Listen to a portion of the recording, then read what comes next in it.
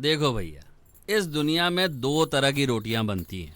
एक वो जो बहुत प्यार से गोल आकार लेकर अंगीठी के अंगारों की तपिश में पकने का इंतजार करती है, और दूसरी दूसरी कुछ इस तरह दिखती है, कविता की रोटियां, जिसके लिए गोल आकार बनना एक चाहत भी है और उसके रास्ते की सबसे बड़ी रुकावट भी।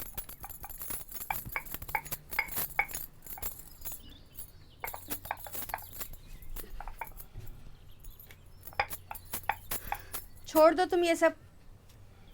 अरे तुम्हारी उम्र की थी तो घर का सारा काम अकेले संभाल रही थी, और तुम्हें देखो आधा घंटा हो गया, ये एक रोटी नहीं बनी ढंग से।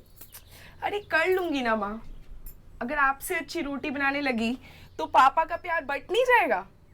आप ही की भलाई सोच रही हूँ। बातें करवा लो तुमसे जितनी मर्जी। चलो रहने दो, मैं करती हूँ। तुम जाओ, वो 2-4 कपड़े रह गए हैं, उन्हें धो के सुखा दो।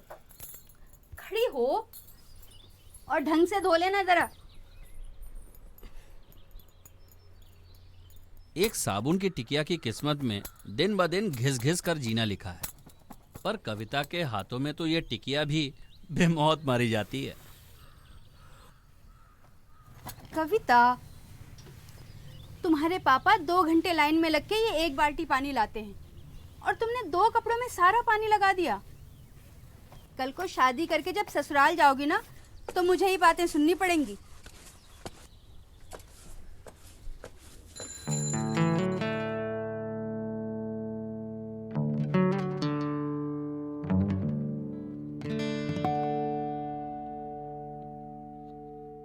कविता अपने गांव के एक छोटे से सरकारी स्कूल में पढ़ी है। वो भी उन लाखों साधारण बच्चों में से एक है जो साल दर साल एक भीड़ की तरह आते हैं और चले जाते हैं। लेकिन साधारण सी दिखने वाली हमारी कविता में एक असाधारण हुनर है।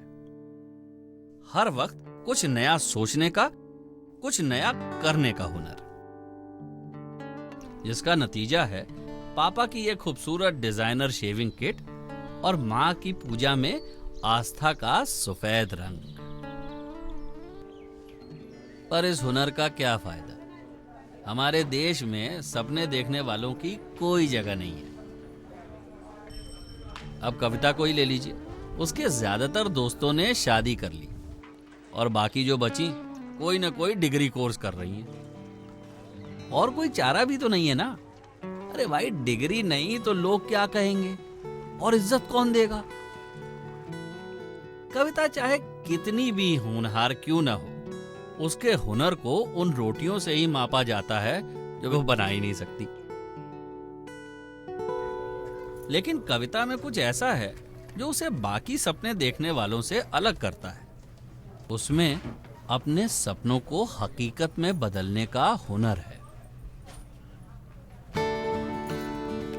चलो अब आपको मिलाते हैं इस कविता से, जिसकी गांव में अपनी खुद की गहनों की दुकान है। गहने तो सब बेचते हैं, पर कविता जैसे डिजाइन और कारीगरी किसी के पास नहीं है। इसने गांव के 2 युवा लोगों को ट्रेन भी किया है, जो अब कविता के साथ ही काम करते हैं। उन्हें दूसरे लोगों की तरह गांव छोड़कर बड़े शहर में जाने की कोई जरूरत नहीं। पैसा और इज्जत दोनों उन्हें अपने ही गांव में मिल गए। और ये सब मुमकिन हुआ कविता के हुनर की वजह से।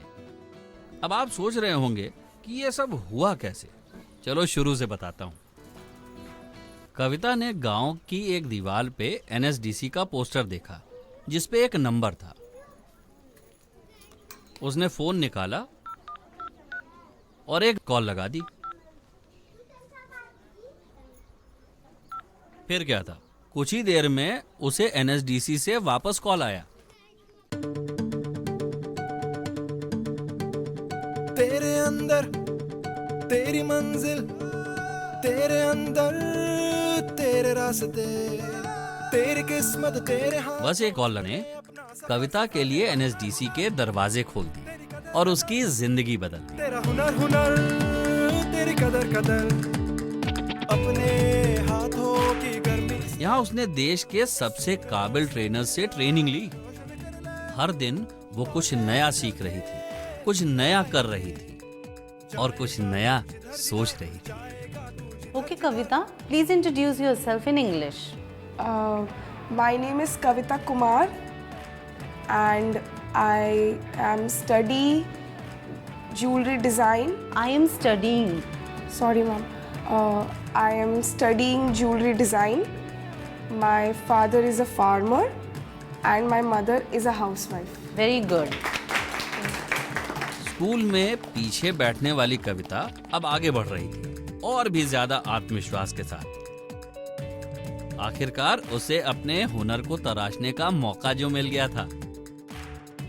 कविता अगर चाहती तो एनएसडीसी के सर्टिफिकेट के दम पर देश के किसी भी जाने माने गहनों के शोरूम में काम कर सकती थी, पर उसका सपना कुछ और था। उसने अपना खुद का ब्रांड बनाने की ठान ली। फिर क्या था, उसने बैंक से एक छोटा सा लोन लिया और गांव में ही एक दुकान किराए पे ले ली, उसकी खुद की पहली गहनों की दुकान।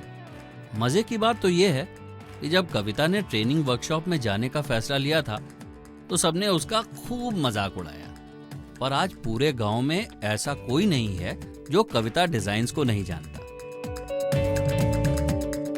शादी हो या त्योहार, कविता के बनाए हुए शानदार गहने गांव के हर उत्सव की शोभा बढ़ाते हैं।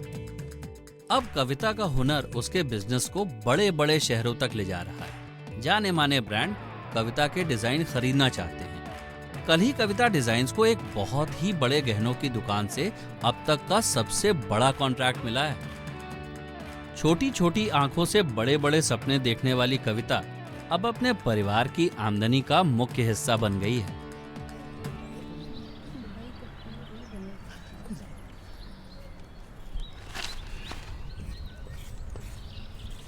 आज भी कविता की रोटियों में गोल आकार नहीं, भारत का नक्शा ही दिखता है। पर उसके हुनर ने पापा जी के सारे कर्ज उतार दिए।